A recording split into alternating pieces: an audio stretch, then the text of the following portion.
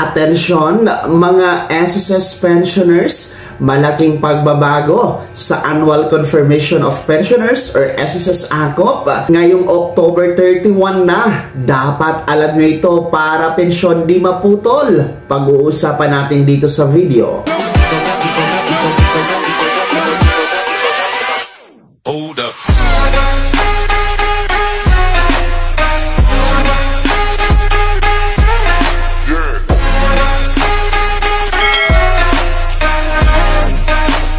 Hello mga ka-vlogs! Welcome dito sa aking YouTube channel. Magandang araw po sa lahat ng mga manonood.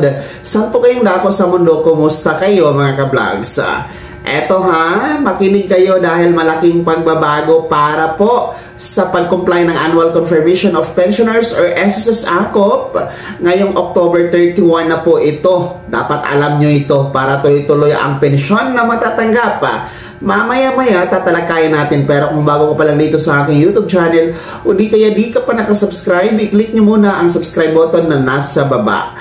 Eto na nga po, no, mabalik tayo mga pensyonado ng SSS sapagkat may malaking pagbabago po ng inyong Annual Confirmation of Pensioners or SSS ACOP na dapat po alam talaga ito ng mga pensyonado sapagkat dito nakasalalay ang inyong pensyon buwan-buwan na matatanggap. Aside from that, dito nakasalalay ang inyong 13th month o bonus ngayong Disyembre kung ito'y inyong matatanggap o hindi, dahil nga po dito sa Annual Confirmation of Pensioners or SSS ACOP. So una sa lahat, ano po ba itong Annual Confirmation of Pensioners or SSS ACOP? So ito po ay taunang reporting, no, taunang ulat ng ating mga pensyonado kay SSS dahil sinisiguro ni SSS na talagang buhay, no, ang pensyonado, tamang taong tumatanggap ng pensyon at hindi po sa hindi pensyonado, no, dahil marami kasi ang napapaulat before na kahit patay na ang pensyonado, tuloy-tuloy pa rin tumatanggap ng pensyon. So yun po yung purpose, no, bakit po meron pong annual reporting o taunang reporting sa pamamagitan po ng Annual Confirmation of Pensioners or SSS ACOP mga ka-vlogs. So ginagawa po talaga yan ni SSS para masiguro na hindi po napupunta sa maling tao ang pensyon. Noon po kasi mga ka-vlogs, no, kung inyong naalala, lahat po ng mga pensyonado required na mag-comply ng ACOP, no? Whatever, kung kayo ay retirement pensioners, total disability, survivor pensioners, at yung edad nyo po walang pili, no, dati, no, basta pensyonado lahat po o required po na mag-comply ng ACOP. So yun po yung sistema at polisiya dati. Pero ngayon po may malaking pagbabago para sa ating ACOP compliance, no? Lalo-lalo pa sa ating mga baguhang pensyonado ha, na hindi pa alam itong malaking pagbabago na ito. So ano nga ba ang pagbabagong ito?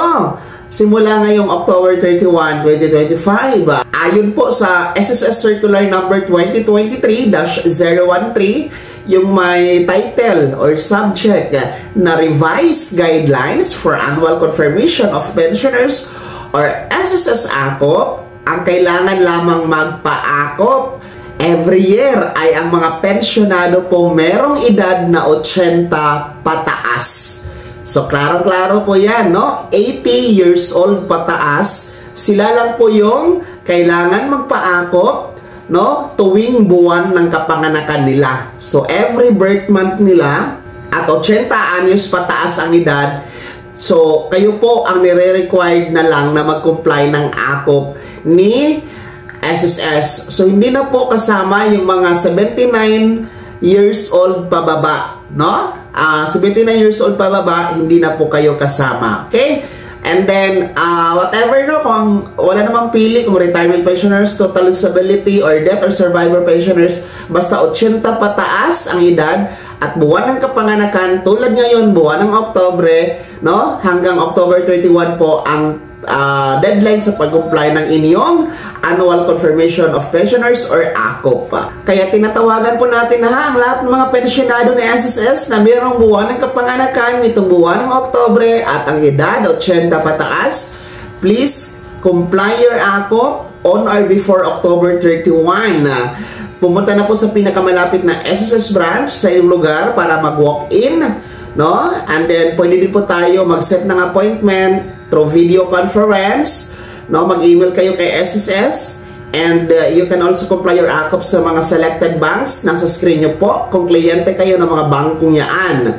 So, ang kahalagahan po sa pag-comply ng AKOP, no, ay para hindi po puputulin ni SSS ang inyong buwan ng pensyon, no? And then, kapag hindi kayo nag-comply kasi ng AKOP ngayong buwan na ito, no, baka po hindi kayo makatanggap ng pensyon by November or December, no? At saka madadamay yung 13th month o bonus ninyo, no? So wag nyo na yang paabutin sa ganyan na sitwasyon dahil alam nyo naman, Disyembre talaga is pinakaantay natin na buwan, no? Dahil dyan doble ang matatanggap ninyo dahil nga po sa 13th month o bonus. Kaya nga po, comply your AKOP ha, on or before 31, mga merong buwan ng kapanganakan, nitong buwan ng Oktobre at ang edad 80 pataas para tuloy-tuloy ang pagtanggap ng buwan ng pensyon kay SSS.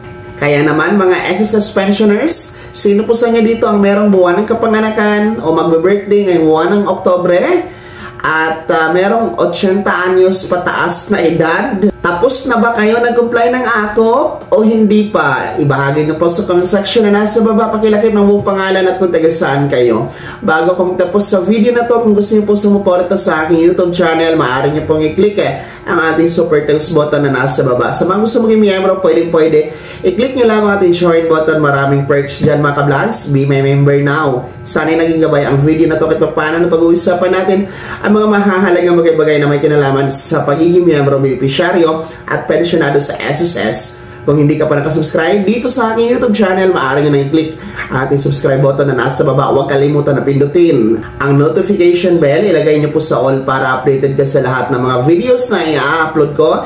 Maaari nyo din i-like ang video na to at kung meron ka pa mga katanungan, maaari nyo i-komento sa comment section na nasa baba.